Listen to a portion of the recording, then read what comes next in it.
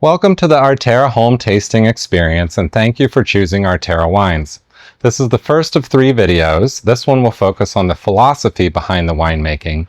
Second, we will focus on the characteristics of the wines. And third is our suggestion for preserving the wine if you intend to use less than a full bottle during your experience. We highly recommend you watch that third video on preservation before opening any of the wines. So let's get started. The winemaking philosophy here is that we are in pursuit of producing the highest quality wine. We also are doing this in a little different way than most places. We're very focused on terroir, or site expression, and we also produce what we consider to be a clean wine. The terroir expression could also be referred to as producing a true Virginia style wine. Both the terroir and the clean wine characteristics are effectively defaults of the best winemaking practices that produce superior quality wine. So let's talk about what those practices are. First and most important, everything is produced with native yeast fermentations. This means the yeast is naturally occurring on the skins of the grapes and comes in on the fruit from the vineyard. This is the way that wines have been made for thousands of years and is the starting place of a wine that truly represents that site or region, since everything, yeast and fruit, originate from the site itself.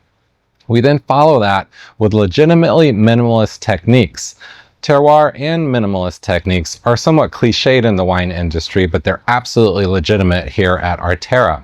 What this means is that we are not chemistry and additive-based winemaking, thus we're producing a clean wine, but we're also not doing anything that would replicate other styles of wine from around the world. We exclusively want to express what it means to be growing these grapes in Virginia. So you will not taste anything that has not originated from the vineyard itself right here in Delaplane, Virginia.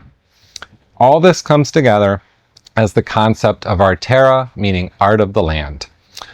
Terra being a true expression of the site, since the yeast and the fruit both come right out of the vineyard and there's no extraneous factors added to what you're going to taste and perceive.